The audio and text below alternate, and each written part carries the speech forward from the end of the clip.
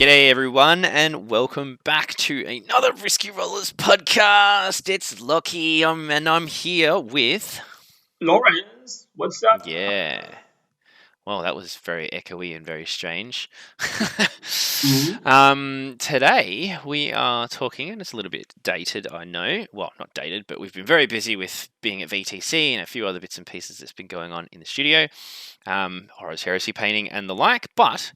we are talking about the Balance Dataslate and some point stuff today. So, bit of a deep dive into the Balance Dataslate, what has changed, and then our thoughts on what's changed, why we think most of the changes are stupid, and etc. etc.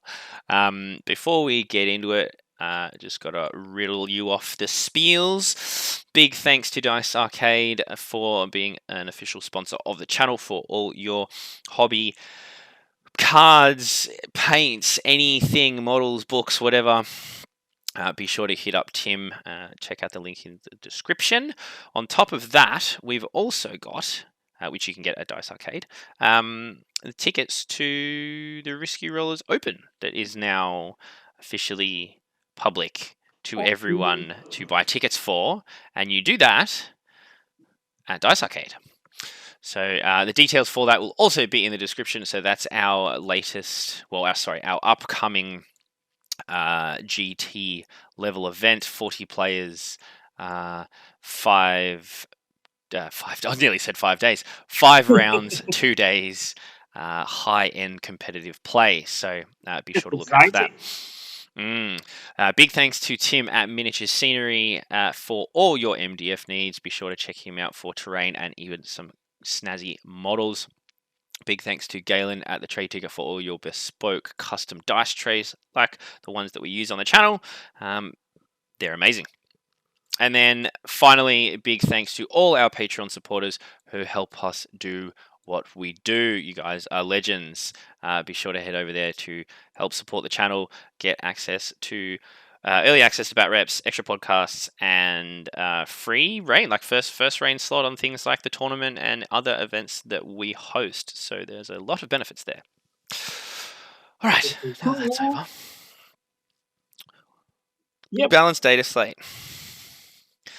So this was released, what? Just a week early? Just last week, like Thursday, Friday? But it was a week earlier than expected, right? No, it's a month. The Dataslate was out. Second one was April. So if it's quarterly, it should be July, bro. May, June, July.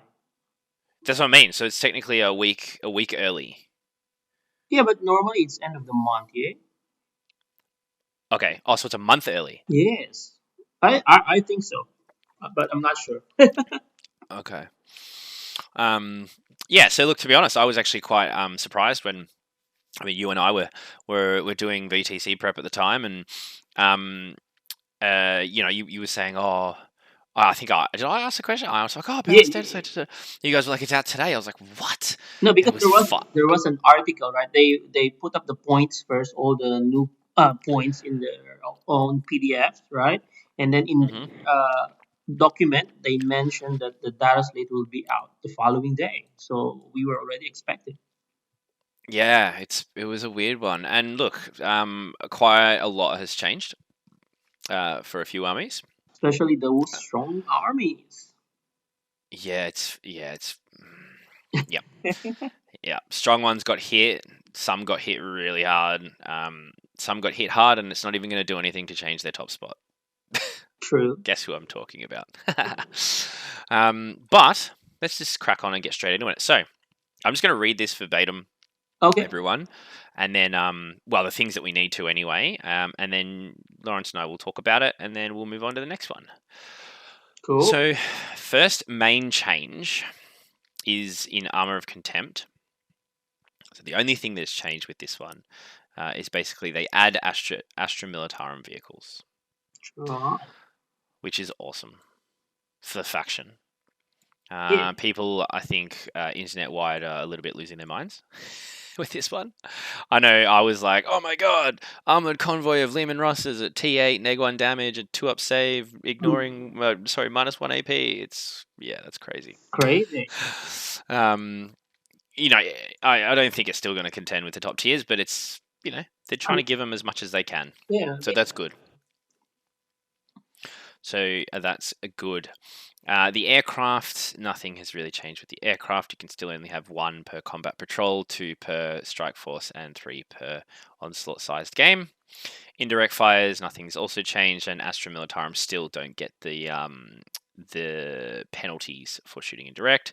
Bodyguard still seems to be the same as Bodyguard, and yeah, Hive Tyrants and stuff like that are still protected by the things that do it. Sisters, nothing's changed yeah. either, so that's still they still getting their extra miracle dice, and Valorous Heart bonus has changed. Astra Militarum, I don't think anything else has anything changed in this one, Laurence, either. I think they Uh, just changed the points cost of the infantry squad unit. Like unit size 10 models, unit cost is 60 points. That's what I can see comparing to the. Oh no, I think they removed that one. Sorry, my bad. I was looking on the previous one. yeah, that was the previous one. Yeah, In terms of the balance data slate, anyway, don't worry about yeah. points yet. We'll get to points later. In Mm, terms of the balance data slate, nothing's no, changed, I don't think. Moving over to Custodes. still the same. Um, Nothing's changed there. First one. Um, why? No, no, no. First one is the next one. There's a lot of changes in the next one. Ah, yes, AdMech. Yeah. So I'll read this, and then Laurence, you can explain it. Okay. So, change the first bullet point of the Solar Blessing, Lucius Dogma, to read each time an attack with a damage characteristic of 1 is allocated to a model with this dogma. Unless that model is receiving the benefits of light cover, add 1 to any armor saving throw made against that attack. So this one And then, actually was retained from the previous one because previous one they have one, two, three, four, five, 6 bullets of Dataslate. So now out of those 6, only 2 remain, which is this one and then the enrich rounds.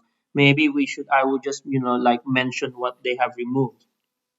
yeah, so I'll just quickly read the Enrich Rounds one. So change the last sentence of Enrich Round stratagem to read an unmodified successful hit roll of 5 plus automatically wins the target. Yep. So five ups, not fours, right? Yeah. So that one was the change, like the first Yep. Dataslate. That was it was ages ago. Mm. Okay, so what's been removed, i.e., what's been the AdMech buff? Okay, so the first one was returning the core to the Ballistari and the Sidonian Dragoons. So this is Mm, very good, right? So now you would see them running again, followed by all this Skitari Marshal, rerolling hit rolls of 1 and wound rolls of 1. So yeah, they needed it. But yeah, I actually was expecting more. I was thinking like they would be buffing all those Mechanicus one, but I don't know, but yeah, at least because I think the concept was okay. This was top performing army before, and then now no way you can see them in the tournament. So maybe put those things back. mm, And then the second one was like those CP restrictions before. They also just returned that one, like the clandestine infiltration. So you can only use the stratagem twice. So it was removed. So I believe you can use it like 3 times. And then the acquisition at any cost. This is where you would be able to uh, save your infantry from morale checks. So before it's like once per game. So now it's like once per morale phase. And then mm, the other one was the Galvanic Fire. This one is also very spicy. Before it's like rapid fire weapon, right? So if you would be close range, it would be rapid fire 4. So imagine those rangers with a unit of 20-man squad. So would be hitting you on 80. They changed that to heavy fire 3, and then now it's back again to rapid fire 2. So it's actually very good. So those were the changes. And then at the same time, the thing here is that actually these restrictions are actually still in FAQ. So FAQ rather. So if GW doesn't write a new FAQ for AdMech, then like those super rule wise guys, they would say, "Oh, this one is still in FAQ, so you can use." But of course, I think the intention was there. It was also mentioned in their documents. So, but at least it's good for the admin. So let's see how would they perform in the coming up weeks. Yeah, I think it's now that there's a few, as you said earlier, bigger players on the scene. It would be interesting actually to see what pre-Admech and pre-Drakari nerfs would do against, now that Tau and Harleys and Eldar and Nids are out, Yeah. and they're still really strong. How those two, old bad, bad feel armies or bad boys or bad girls or however you want to describe it would be out. How it actually would shake up. Be interesting. Yeah. Interesting. But yeah, so that changes to AdMech, which I think is great. As you say, there's been a huge decline in player base for AdMech, and I think it's just doubled down because it was nerfed so hard, but also it's such a complicated army to play. So, yeah. Moving on, Chikari. Remove the core keyword from Talos and Kronos. That hasn't changed. That hasn't changed. Technomass hasn't changed. I don't think any of that changed either. Nothing from the. Yeah. All right, so this next page, page 2, is where a lot of the changes exist. Yes. So, Assyriani. Add the following... What? No, the Eldars. Yes, Eldar. For those of you who don't know. Assyriani, Eldar. Craftwords, whatever. Add the following to the Hail of Doom far-flung craftword attribute. You cannot select. So basically, this is one of the attributes that's part of your custom craft world, and it's the one that is really, really, really strong and has seen a lot of usage throughout tournaments in the last 3 months, 2 months, whatever. Add the following to the Hail of Doom far-flung craft world attribute. You cannot select this far-flung craft world attribute if you have selected any other far-flung craft world attribute. And if you selected this far-flung craft world attribute, you cannot select a second. So basically, it's just saying this ability is so powerful, you can only have this ability. Yes. For those of you who aren't aware of Hail of Doom, it's essentially buffs your shuriken. So 6s to hit on your shuriken, proc a wound, and then that wound is counted as a 6 as well. So then you're getting your AP3 on your shuriken. So people are teching in with crazy amount of shots with bikes and swooping hawks and all sorts of stuff, and basically just fishing for 6s consistently. And it is super, super strong. It wouldn't go as far as say broken, but very, very, very, very strong. So that's the first one. Second one is change the psychic action described in the Eldritch Storm stratagem to read: any number of Farseer models from your army that have visibility to the center of the marker you placed can attempt to perform this action. At the start of your next shooting phase, roll 1d6 for each unit within 6 inches of the center of the marker you placed. On a 4-up, that unit suffers d3 mortals. The marker is then removed. You can only use this stratagem once. So, just let me quickly check, because I do have the book open, what exactly it was previously. I think, let's see that. So, I think Eldritch Storm is what? It's a strat, right? Yeah, it's a strat. Oh my god, there's so many stratagems. Where is it? Eldritch Storm. All right. So it was use this stratagem in your command phase if a Farseer model from your army is on the battlefield. Select 1 point on the battlefield within 24 inches of a Farseer model. So that's the change. You just need to have line of sight and place a marker on that point. In your next psychic phase, Farseer models from your army that are within 24 of that marker can perform this action. Oh, right. Oh, sorry. That hasn't changed. What I'm talking about. That's sorry. Yeah. Any number of Farseer models. Okay, so you can't do it without line of sight. So that's the first point that's changed. And then at the start of your next exchange, roll a d6, and it's a 4+ instead of a 2+. Yes. But then it's also d3 mortal wounds. And 1 additional. Yeah, that hasn't changed. And then you've just removed the 1 additional. Yes. So like, yeah. And then and then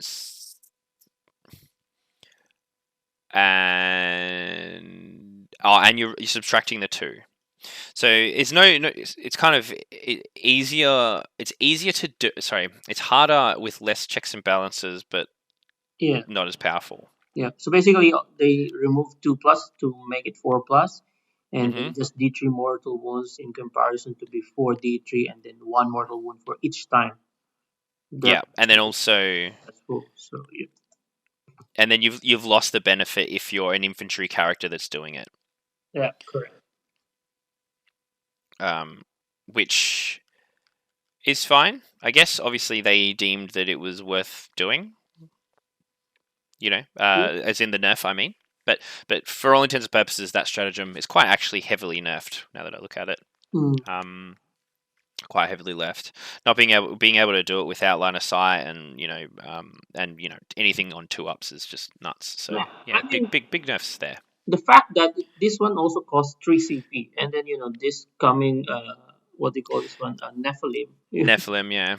So no one actually would be using 3 CP unless it's really super much.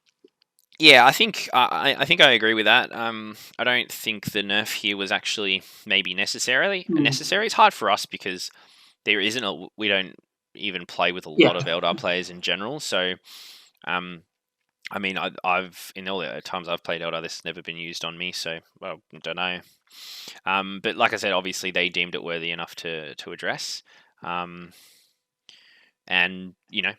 fair enough, I guess. I'm not sure if people are upset about that or not. Being a 3 CP strategy, say, it was a bit whatever. Moving on. So the next one is change the second sentence of the matchless agility stratagem to read use this stratagem in your shooting phase. After rolling the d6 to determine how far an Assyriani unit from your army moves when it makes a battle focus move, re-roll that d6. Before it's not re-roll 1d6.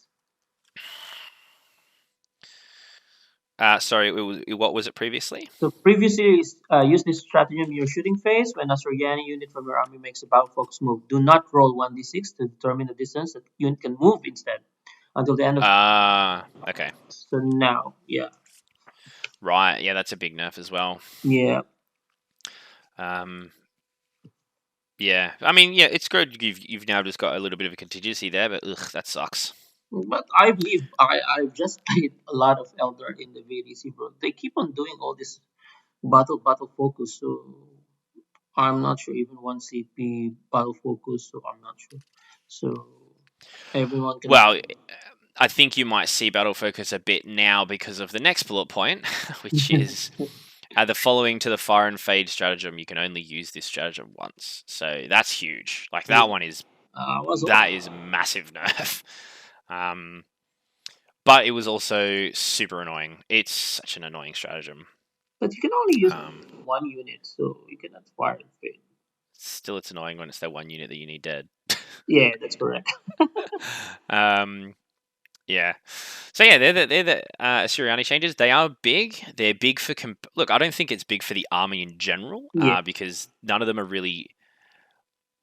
The fire and fade strat and the matchless agility stratagem are kind of pretty general across the board. However, the other two I think are quite specific, and I think are more targeted at competitive play. So,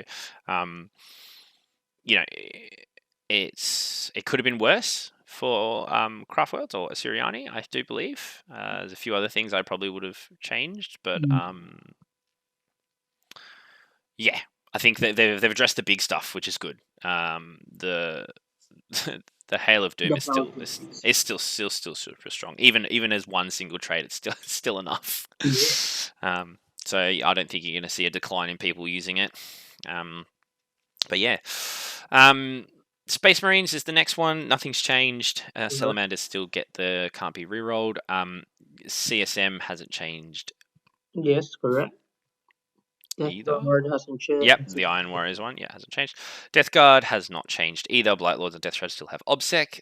However, I will just quickly caveat: Death Guard got a massive buff. Via points, so we'll get into that in a second.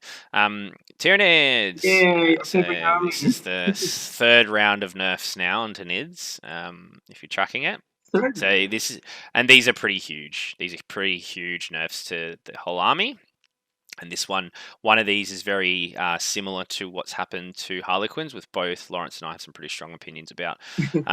Anyway, first bullet point is add the following to the rare organisms detachment ability. If your army contains one or more Hive Tyrant models, one of them must be selected as your warlord. So initially you kind of go, okay, that's not too bad. Mhm. Fine, makes sense, fair enough. But the next one is what kind of makes that one seem very harsh.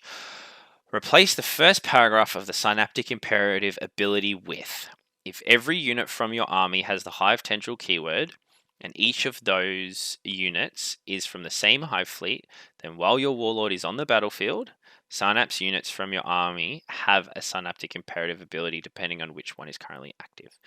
So you can't lose your warlord. If you lose your warlord, you've lost that whole synaptic imperative thing. Ouch. And initially, you kind of go, okay, that's fine. Well, I'll just put my warlord as something else. But it means now you have to, if you're taking your Hive Tyrant, you have to be very, very careful about not losing your Hive Tyrant. Mhm. And then it also, for your opponent, is just going to telegraph or kill the Hive Tyrant as soon as possible. Which, in realistically, they're probably already trying to do anyway, trying to mitigate the outrageous amount of damage output that thing can do. Yeah, which is huge. So you're not going to see many of these, really aggressive Flyrants anymore. Well, not one anyway.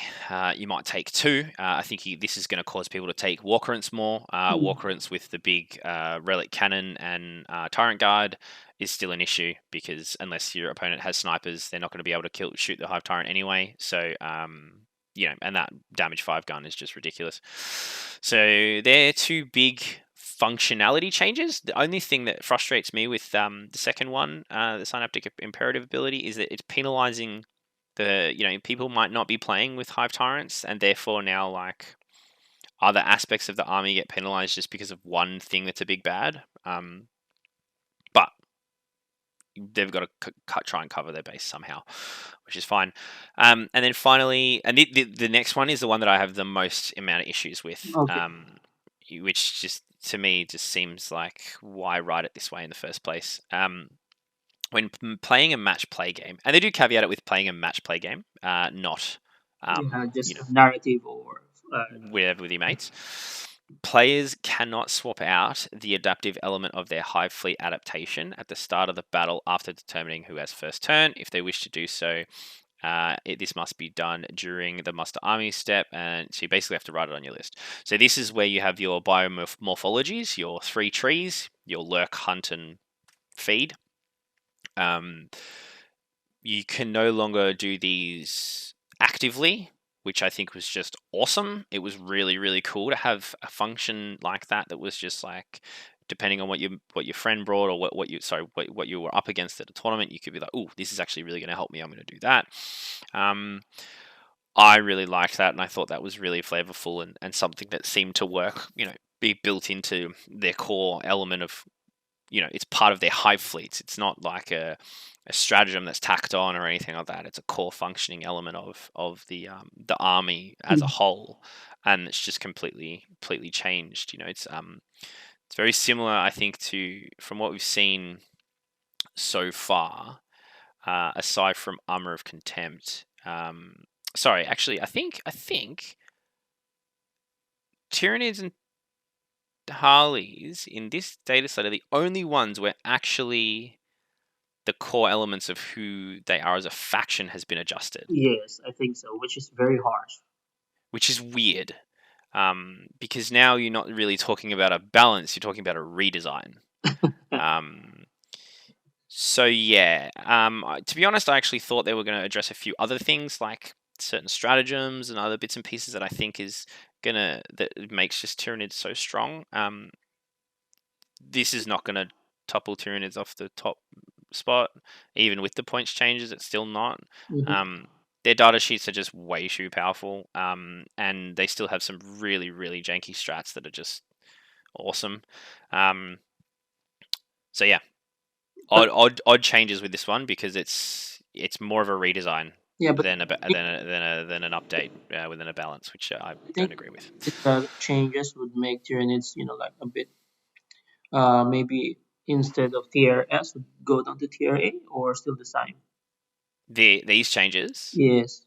Nah, it'll just force people to take other stuff differently, but there's still so much there.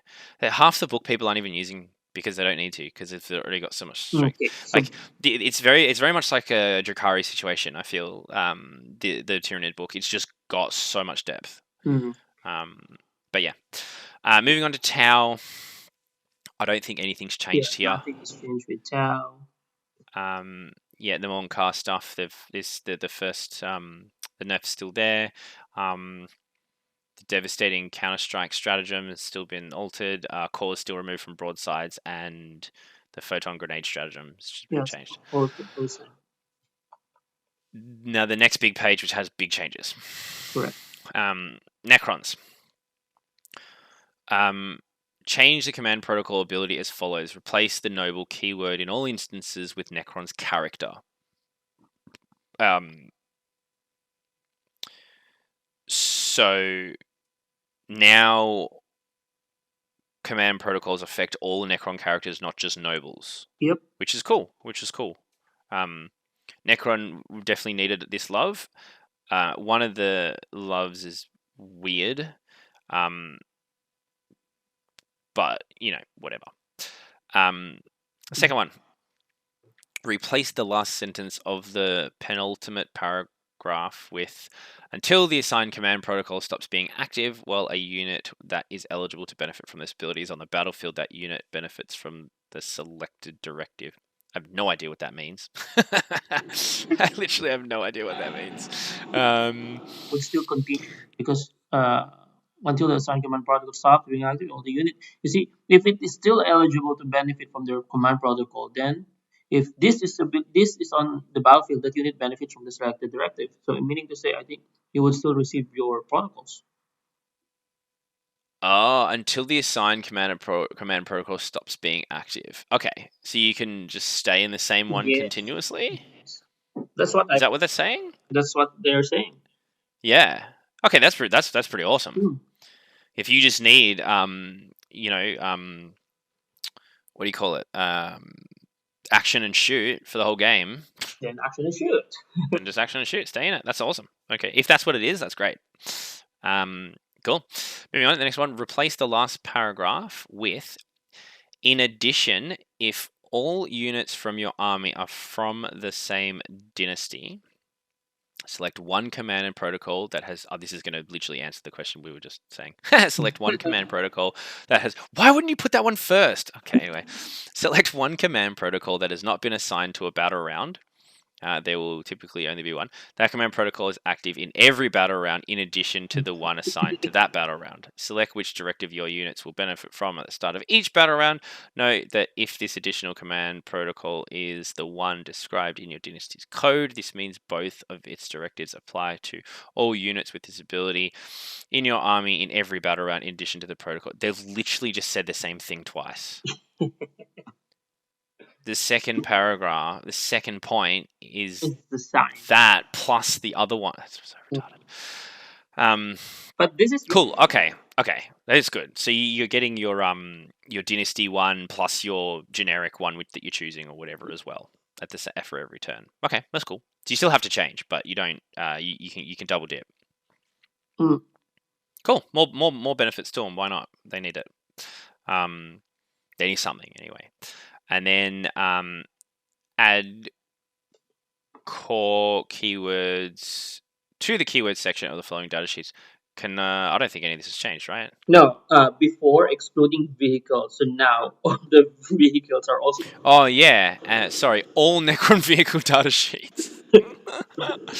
So your Doomstalkers, they were already included in it, weren't they? No, before excluding vehicle. So now all Necron vehicles are also core. Yeah. So like Night Sides and Doom Sides and what's the Doomsday Arcs? Lol. So Doomsday Arcs can now get like My Will Be Done and all that stuff and teleport. You can literally teleport a vehicle halfway across the. Oh, that's awesome.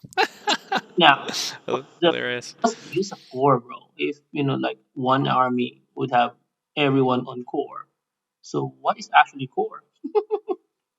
Oh, I mean that's the argument of ninth edition. What the hell is core? It's a good concept of a keyword. It's a very very very poor execution, just like everything in ninth edition at the moment. But anyway, I think this is cool. Actually, lorically, I feel this kind of makes sense as well. Like, I know that's not at all what they were thinking, but Necrons is kind of very hive mindy as well. Like there's just one kind of thing, and everything has its purpose or structure or whatever. Yeah, I don't know. I'm not against this. I think you're going to see some strong builds Yeah, come out of this, yeah. I especially mean, with since Silent King and a few other characters now as well, because the noble thing as well. I think the fact that now Necron character has become more generalized, so command protocols now are affecting everyone. But I mean, I know that Necron players turn around and say, well, it doesn't really matter because the protocols in and of themselves aren't that powerful. yeah, But it's something. Everyone, Necron players out there, it's something. it's something. Yes. Right, moving on to Orcs. So They've changed also several in orcs. no stuff changed, right? No, I think they changed the second bullet. Before there's they only have the first one. When master. Yeah. So they've added a one. So you're still capped with you can't have more than 3 of the following units, which is your boom dacker snaz wagons, your custom booster blaster, your mega truck strap Yeah. jokes, and your rocket trucks with bodies, and your shock jump dragsters. Fair enough. Again, I'm surprised that stayed. It would have been kind of interesting now with all these big bads out to see how that would have held up. Mhm. And with the nerf to out of line of sight shooting and stuff as well anyway, so whatever. Second bullet point: change the stage 1 and 2 effects of the wah to read stage 1, call the wah. Orcs core and Orcs character units from your army are eligible to declare a charge even if they advance this turn. That is awesome. Yeah, we want advance in charge. Always want advance in charge. Add 1 to strength and attacks characteristic of Orc models from your army.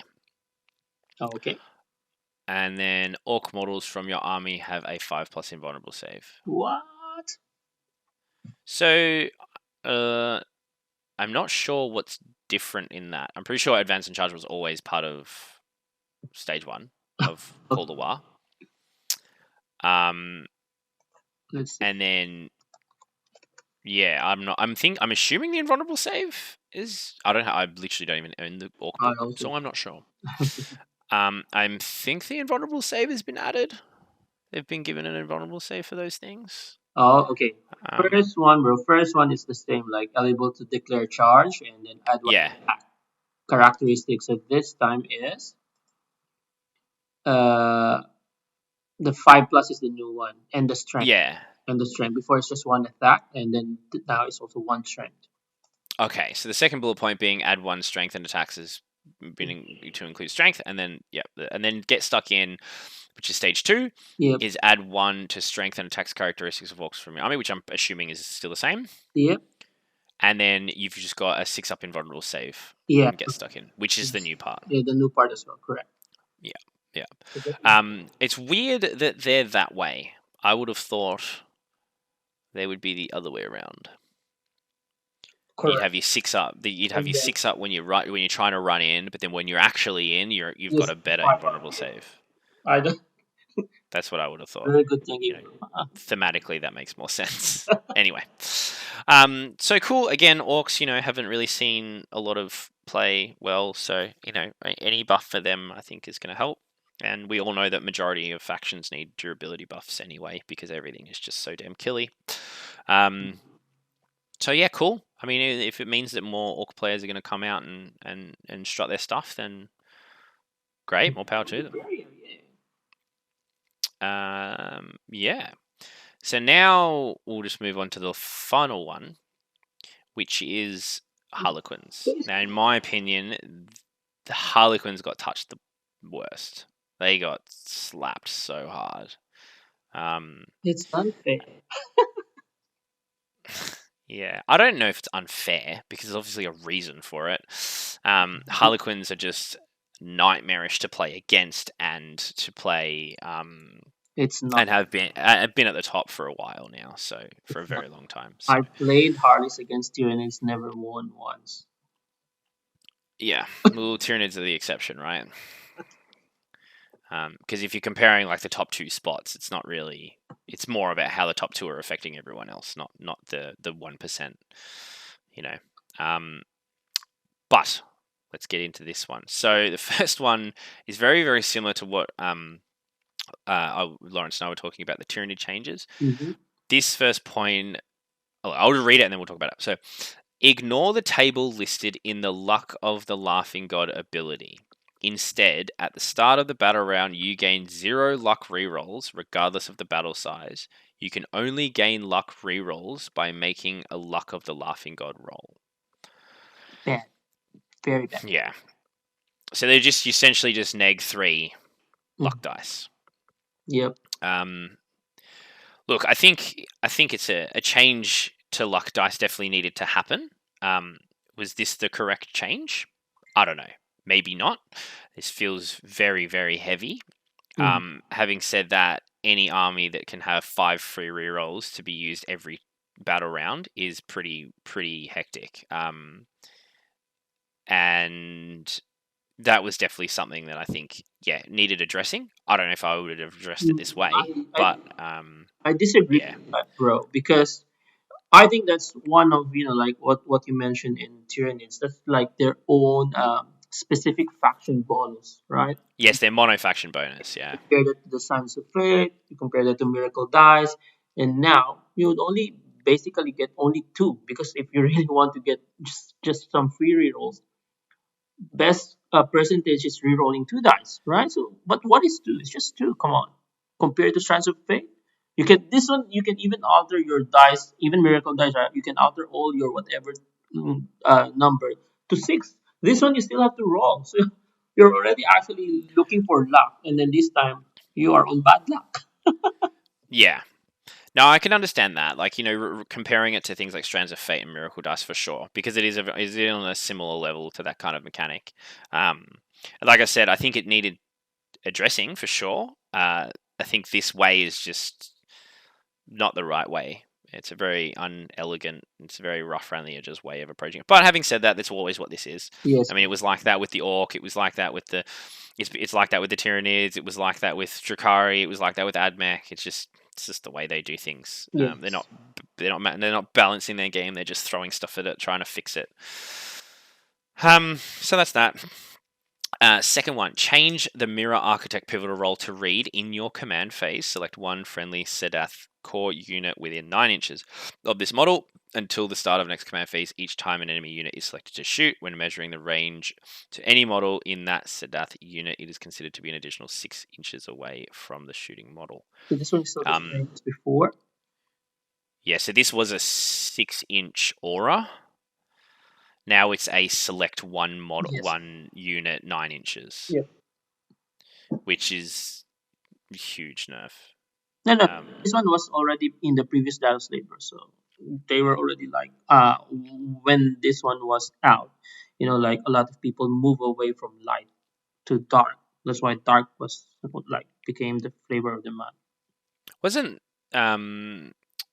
Oh, so this was already there. I thought this one was. I thought the last one. Okay. No, cool. Because if that one's this mirror architect pivotal role, right? So this one would always be given to the shadow seer, right? So of course you are always, if you're on light, then you are on transitman. You would only be hit on force, and then basically, right, if you're within 12 plus 6, you're actually within 18. So you need to be, if you want to shoot them, you need to be within 6 in order for you to shoot. Yeah. Them. Yeah. So, but this was already in the previous data slate, so that's why we stopped. I mean, those Harlequin players, they stopped using this pivotal role to give to the Shadow Seal. Yeah, and then the next one also hasn't changed either, right? The K-Rack Warlord trait. Yeah, I remember that one. Yeah. So the last part is the but the last two, yeah. So the last two are key changes to the Sedaths. So the first one is change the first bullet point to the light Sedath characterization to read each time an attack is made against a unit with this characterization. If the attacking model is more than 18 inches away, an unmodified hit roll of 1 to 3 for the attack fails, irrespective of any abilities. Yada yada yada.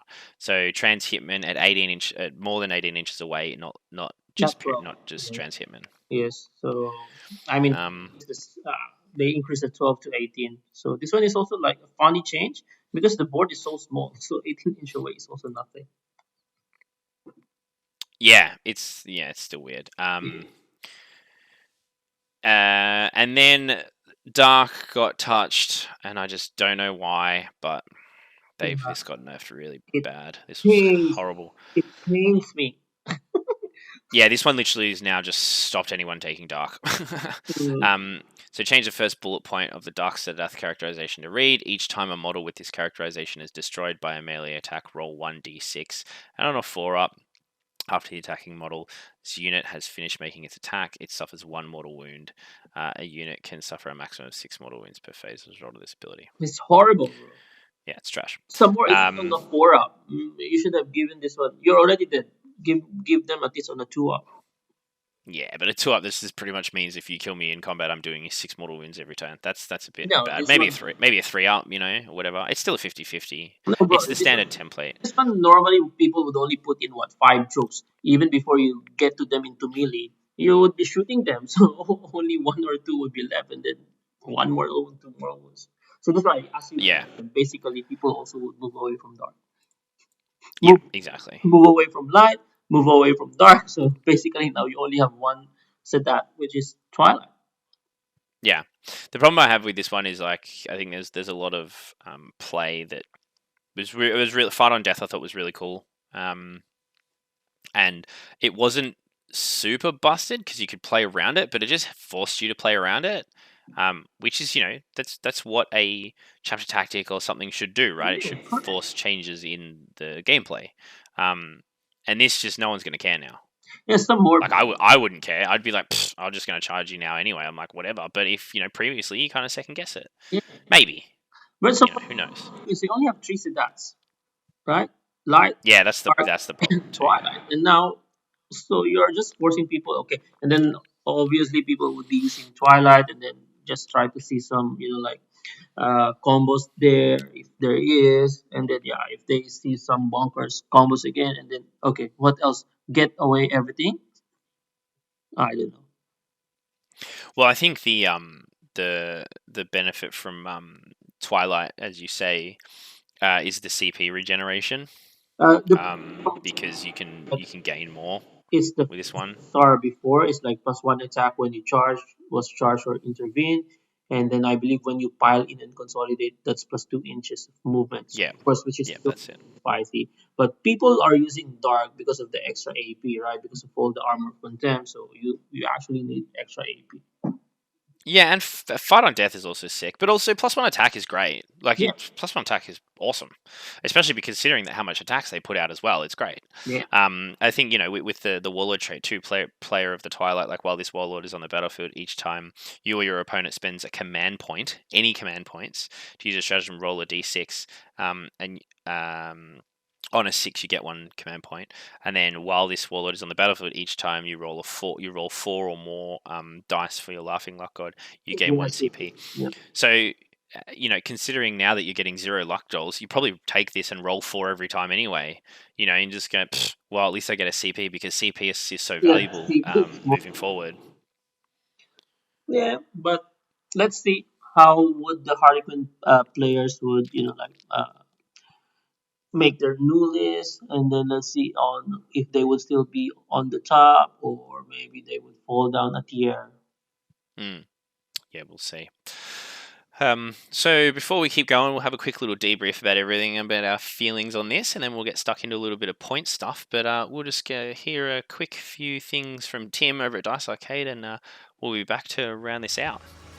DiceArcade.com.au. All the biggest brands of miniatures and wargaming. Free postage over $250.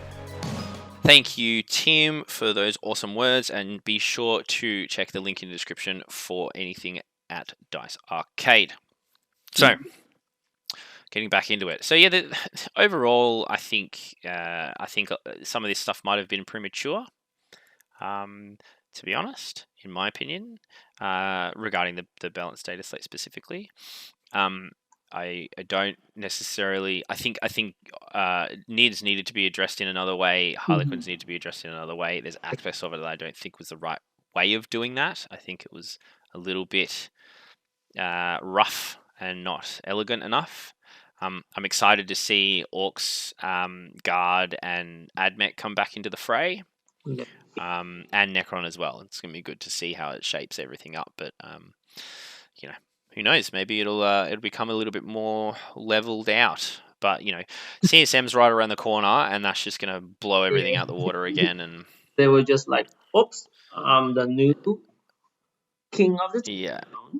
Well, yeah, I don't think they might struggle to still top nids, but they'll give it a big old crack. Put it that way.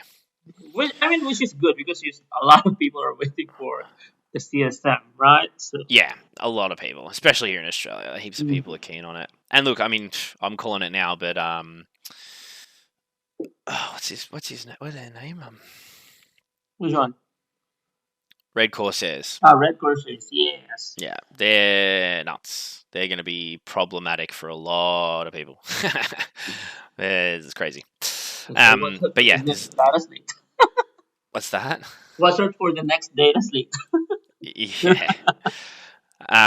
Yeah, but we're not here to talk about CSM, so we're just going to move now on to a few points things. So basically, Laurence and I just picked 4 armies that we think have been adjusted significantly. So 2 that have been increased significantly and 2 that have decreased significantly. So the 2 that are increased significantly, we feel Eldar and Tyranids, and then the decreases on Necrons and Death Guard. So what do you want to start with, Laurence? That's your army. Start with Death Guard. All right, we'll start with Death Guard. So what did we lose? What dropped? Okay, so your plague cap a lot went down to 5. Foxes went down by 1. Yep. Blight Lord Hermes went down by 2 points a model. Death Shrouds went down by 5 a model. Your PVCs went down 15, bro. This one is so good. 15. Yeah. Your Blight Haulers went down by 10. This how to pronounce this? Fetid bloat drone. Fetid bloat drone. Drones went down by 15. 15, yeah. Hellroot went down by 10, and your Mr. Mortarion went down by 40. Yeah. It's a lot. Like when I looked at lists that I'd written and that I'd used on the channel and bits and pieces, the lists had like 150 to 200 points spare, which is just nuts. Like it's a whole free unit of Terminators, or it's it's a lot. It's a lot. So it's good. I think it's good. I like Death Guard. I like seeing them come to play. I think they do have play overall, with Armor of Contempt and stuff, and there's definitely some lists that can do it.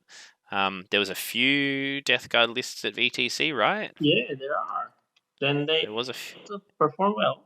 So yeah. Even one of our team, Mike, he brought a death, but of course this one was not yet affected by the new points. But yes, I think that are coming back, so which is good for that particular faction. So let's see.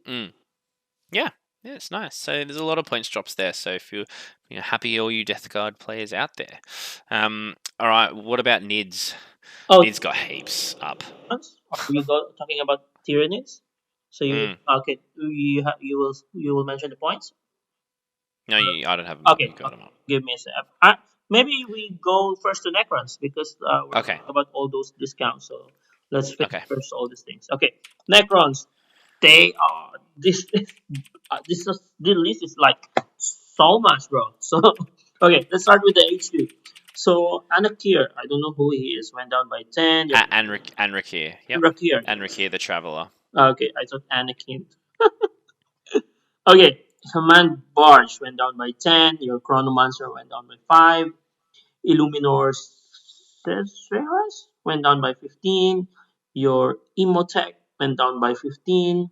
Your Locust Lord went down by 5. The Lord went down by 5. Zandrek went down by 10. Basically, these are all, most of the HQ went down by 10. Orican, Mm. Overlord went down by 5. Even all those, I think the weapon option, the Rest Orb went down by 5. Void Sight went down by 10. And then another HQ Plasmancer went down by 5. Psychomancer went down by 5.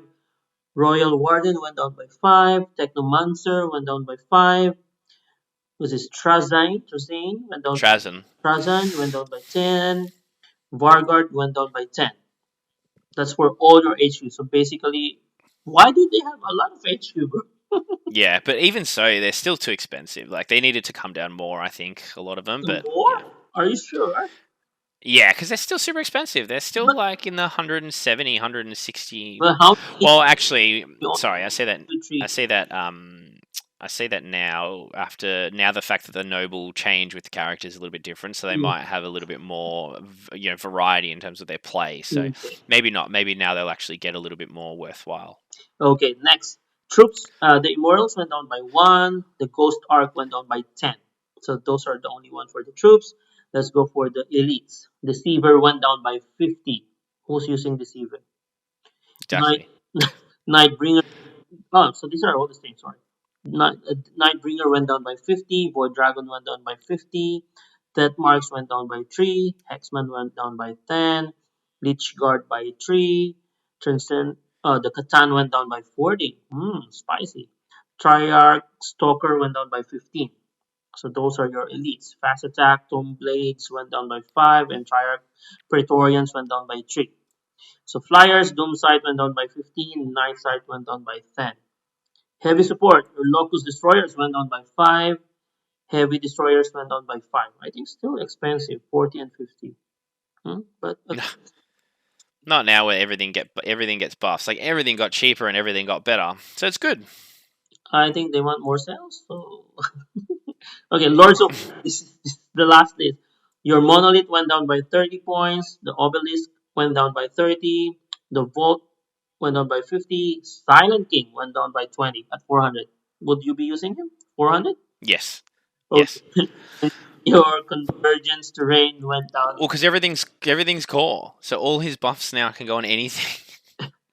Okay, so that are the changes for Necrons. Basically, a lot. So of course, all the Necron fans out there would love the changes, and of course, the new cool shenanigans also with their what do you call this one, their protocols. So let's see if we would also see Necrons in the tournament play. Mm.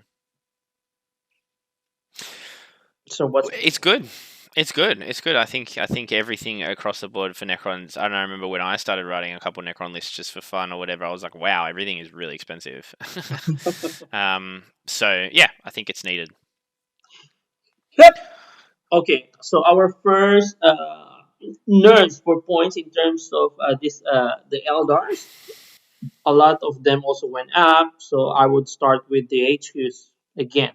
So Asherman went up by 10. Farseer went up, sorry, not down. Went up by 5. Your Farseer Skyrunner went up by 5. The Autarch Skyrunner up by 5. The Autarch himself is just 5. Baharot went up by 20. People will still take Baharot? Maybe yes, maybe no.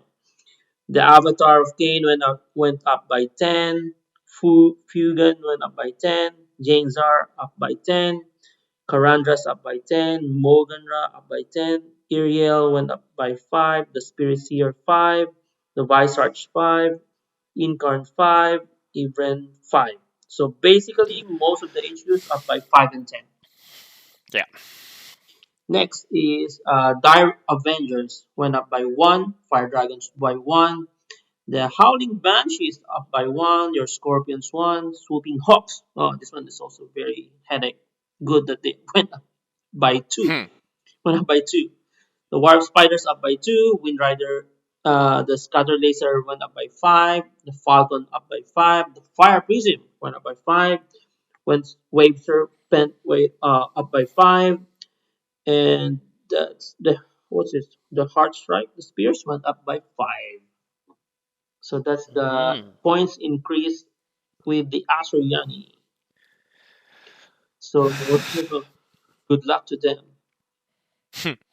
Wow, they're not massive. Like they're slight increases. I think the ones that are going to hit them the hardest are like your swooping hawks and banshees. Yes, People that are taking 2 units 10 of each of those. Their list has just gone up 100 points. yeah. So So basically, um, you would lose at least a unit. yeah, so those is where I think people are going to feel it. I don't think people are going to really feel it in the vehicles or in the HQs. But I mean, if you have it 5 across 10 units, it's 50 points. It's Yeah. annoying. It means they're probably losing 1 to 2 units in their list overall. Yeah, I remember when they first nerfed the points in AdMech, I actually lost a lot of units. So let's see. Yeah. Okay, now to your favorite faction, which is Tyranids. What do you Yep. think right now? All your favorite, all your favorite units. I'll start with Tyrant went up by 20, and then Yes. you also have the adrenal glands. You would also need to pay 10. The Yep. old one eye went up by 15. The Swarm Lord up by 20. The Wing Hive Tyrant went up by 20. Mhm. 20 points a lot, bro. It's a lot. And then your Warriors also up by 5. It wasn't too bad. I actually thought they were going to go up a bit more. Mm-hmm. Okay, so Elites, the Death Leaper up by 25. Yeah, that's just stupid. And I have no idea why that's there. Scepter up by 50. Yeah. Tyrant Guard, I think they remain the same. Nah, they're the same. They remain the same. And then Pyrovore up by 10. Raveners up by 5. uh, I can understand those. Carnifex up by 15. Your Exocrine up by 30. Your Screamer Killers up by 15. Your Tronbacks up by 15. And your Harpy went up by 15. And then if you would be using Venom Cannons, up by 10 each. And then your Yeah, so venom cannons across the board got a pretty much 5-point increase in every situation yeah, for each data sheet.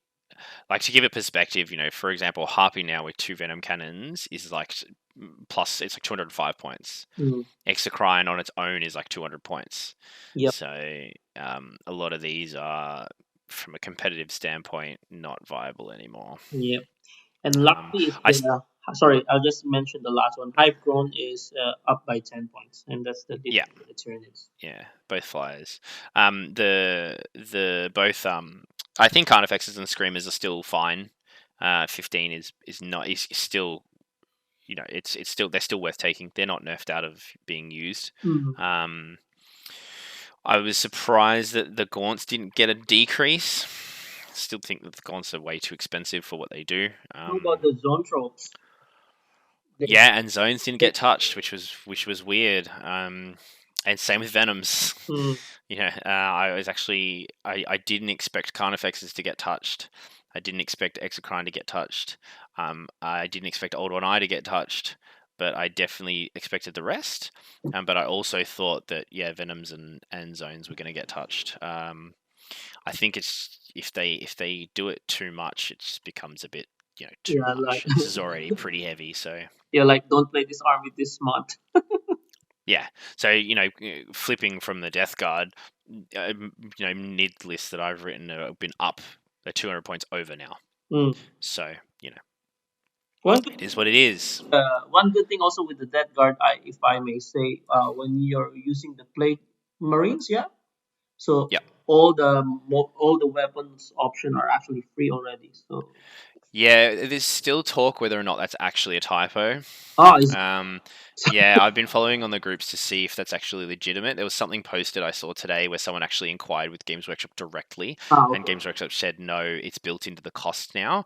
But who knows? That's not actually them officially saying that. That was just some person screenshotting some online chat conversation with someone, a GW rep. So I think we'll just have to wait in the next probably week or two to see if that's a typo error or not.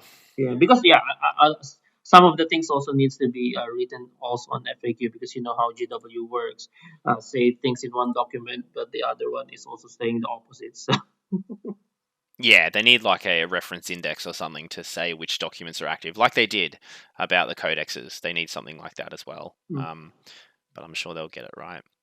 But yeah, so that's kind of everything that we wanted to cover today. Where the state of ninth edition is now with the balanced data slate and a few points changes. Obviously, there are some more significant points adjustments to other factions. Yeah.